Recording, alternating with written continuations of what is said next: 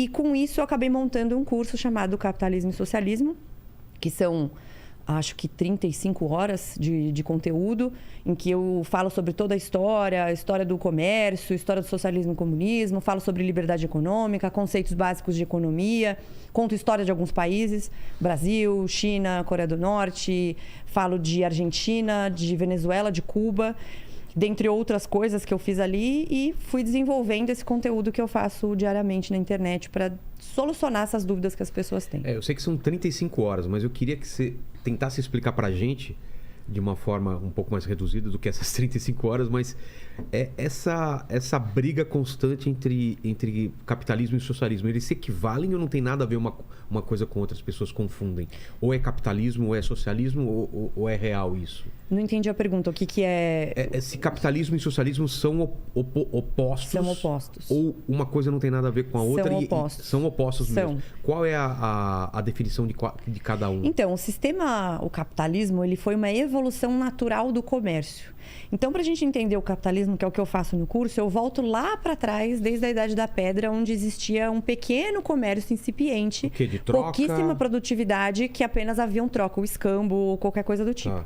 E como a vida era muito difícil, então até por isso que existia um papel muito separado da mulher e do homem, porque a vida é muito difícil, você morre de resfriado, o homem precisava sair para caçar e a mulher cuidava dos filhos e da casa, da caverna, da cabana, qualquer coisa assim. Então, você precisa entender que a gente veio disso e que a sociedade demorou muitos séculos para evoluir até o que a gente tem hoje. E aí foi vindo outras civilizações, foram aprendendo a fazer comércio. Então, você pega os fenícios, por exemplo. Os fenícios, a civilização fenícia fica onde hoje é o Líbano. Tá. Líbano, Síria, mais ou menos. E eles é uma terra que não é fértil, não é um lugar assim fácil, é uma terra pequena. Só que eles se transformaram numa civilização muito importante por causa do comércio. Começaram a fazer conquistas ali pelo mar Mediterrâneo e foram entendendo que eles precisavam dominar a navegação e o comércio. E assim eles enriqueceram. Isso aconteceu na Mesopotâmia, aconteceu no Egito, aconteceu em outros locais, e os portos, as regiões portuárias, as cidades portuárias acabavam crescendo muito por causa desse comércio. E assim você ia desenvolvendo aqueles locais, mas com uma produtividade ainda muito pequena. Então, a riqueza do mundo ela era perto de zero até 1800. Porque a produtividade era pequena, você não conseguia produzir em massa. Então, os consumidores eram só a classe nobre, só os aristocratas, só o pessoal ligado a monarquias. Mas já tinha agricultura? Já tinha agricultura, mas imagina que você não tinha ferramentas, ou você tinha ferramentas muito incipientes. Não tinha como produzir para muita gente. Exato, você não conseguia. As ferramentas que foram desenvolvidas no meio da Idade Média melhorou a produtividade do que eles tinham, mas assim, você melhorar a produtividade de algo muito pequeno, a diferença não é tão grande. Na Idade Média, você tinha uma situação em que as terras eram distribuídas pelo rei. Então, você tinha o rei distribuindo para os nobres, e os nobres faziam a proteção militar, né, do rei. Você tinha os servos, e aí esses servos faziam a produção e entregavam a maior parte dessa produção para o monarca. E aí, se eles quisessem usar o moinho, que era do monarca, eles tinham que pagar por isso em produção. Então, imagina que praticamente todo mundo passava fome, ou tinha uma vida assim extremamente difícil. Você não tinha acesso à medicação, você não tinha tecnologia nem conhecimento para esse desenvolvimento, né? E aí, passado esse tempo, você foi para o mercantilismo, ali a partir do século XV, onde já tinha havido um desenvolvimento maior pelo comércio, só que existia uma cabeça protecionista, que infelizmente muitos políticos têm essa cabeça até hoje, achando que economia é jogo de soma zero. Então, eles acreditavam que você pegar roupas produzidas na Índia era ruim, porque a Inglaterra iria ficar mais pobre por causa disso. Só que, na verdade, não é assim que funciona. A economia não é um bolo único. A riqueza não é um bolo único que você divide, você só vai mudando de mãos. O pessoal entendia que se eu estou deixando outro país forte, eu estou ficando pobre. Isso. Existe esse entendimento até hoje, infelizmente, que é um entendimento marxista, inclusive, errado, porque aí não é questão de opinião, são fatos. Então, eu ganhar dinheiro não vai deixar você mais pobre e vice-versa. A gente constrói riqueza, né? Riqueza é infinita de ser gerada. Então, você pode ir gerando riqueza infinita. Os recursos naturais não são infinitos. Certo. Certo. Mas a riqueza é possível de ser gerada infinitamente porque você vai transformando a maneira que você utiliza esses recursos. Então, se você pega o Elon Musk, por exemplo, o Jeff Bezos e outros bilionários que estão indo para o espaço, existe possibilidade de exploração de recursos naturais desses locais. Ou seja, isso só é possível porque existe dinheiro para isso. Exato. E o Elon Musk conseguiu hoje fazer uma viagem espacial cair de preço acho que 10 vezes, uma coisa assim.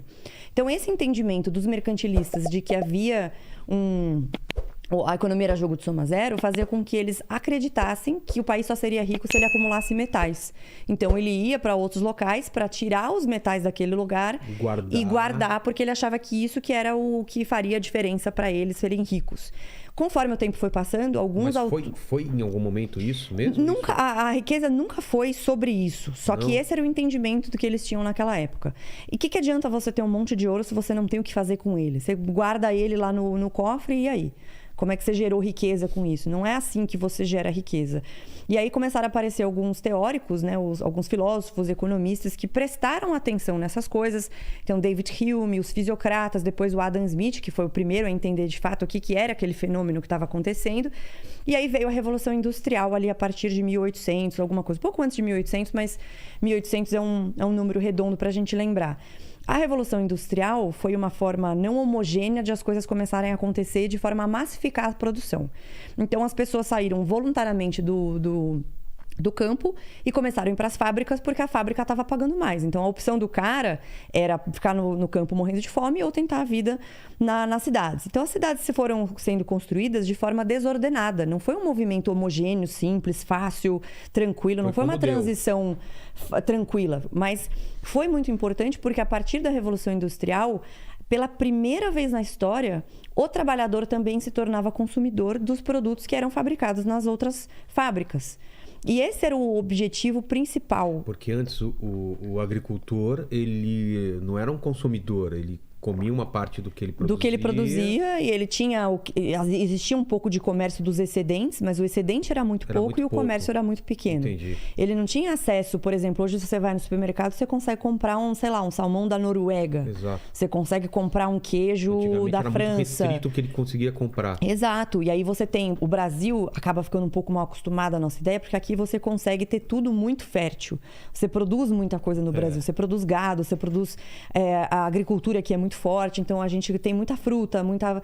Agora pega um país, sei lá, Estônia. Tipo, é um país desse tamanho, num lugar frio pra caramba. Como que você vai crescer se você não produzir e não fizer comércio internacional? E a partir desse entendimento, os países que foram abrindo os seus comércios e entendendo que era mais importante fazer esse capitalismo de livre mercado, foram os que ascenderam mais. A própria Estônia, que eu dei aqui como exemplo, é um excelente exemplo, que eu até conto a história inteira no meu curso, que eles foram Estado soviético forçado por 51 anos. A União Soviética, a Rússia, né, invadiu os países do leste europeu a primeira vez, aí vieram os nazistas, ficaram 4, 5 anos, e depois que acabou a Segunda Guerra Mundial, os soviéticos voltaram e ocuparam por mais 46 anos. Quando acabou a União Soviética em 91, e a cortina de ferro foi levantada, esses países estavam completamente dependentes da economia da Rússia, quebrados, com a tecnologia atrasada em relação ao Ocidente, né? Europa Ocidental, Estados Unidos. E aí, o que a Estônia fez? Elegeram um primeiro-ministro bem oposto ao que era o modelo soviético, que era o Mart Laar. Ele está vivo ainda, discípulo do Milton Friedman, e ele começou a liberalizar a economia, mas não só isso, a fortalecer as instituições. Não adianta você só abrir o mercado se você não tem instituições fortes, porque aí você não tem lei que puna, que coíba a corrupção. Ele precisou fazer reforma monetária, precisou fazer reforma nas legislações. E com isso, rapidamente eles se transformaram num dos países mais ricos da Europa. O PIB per capita deles é 3 vezes maior do que o nosso. Em apenas 30 anos, eles são um país extremamente rico. E eles têm uma produção de alguma coisa. Eles produzem muita tecnologia, né? É o primeiro país do mundo a ter residência digital. Então, você não mora na Estônia, mas você quer ter uma empresa na Estônia e você quer absorver todo aquele meio ambiente corporativo da União Europeia. E você consegue fazer isso digitalmente, aplicando por uma residência digital na Estônia. Foi o primeiro país que fez isso. Eles foram o primeiro país do bloco soviético, antigo bloco soviético, a entrar para a União Europeia. E eles têm o nível de desenvolvimento que eles criaram lá foi absurdo. Começou a trazer dinheiro de fora, né? Investimento estrangeiro. Então, são exemplos muito interessantes que a gente tem. Claro que a Estônia é um país muito pequeno, é diferente do Brasil, mas você tem hoje o Brasil numa posição muito baixa em termos de liberdade econômica. Então, para você conseguir chegar... Claro que tem coisas que talvez não dessem certo no Brasil, porque é diferente, mas uma coisa que daria certo seria federalizar o Brasil, como é o caso dos Estados Unidos. Cada estado tem a sua liberdade. Exato, porque é diferente a necessidade do Amazonas e do Rio Grande do Sul.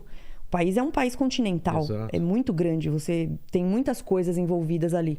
Então, pegar as coisas que deram certo nesses países e observar o que deu errado é fundamental para a gente conseguir ir para algum lugar que faça sentido, porque, no fim, o objetivo nosso é que as pessoas prosperem, ganhem mais dinheiro, que o país fique mais rico, que a pobreza diminua ou seja extirpada. E não existe como fazer isso sem liberdade econômica.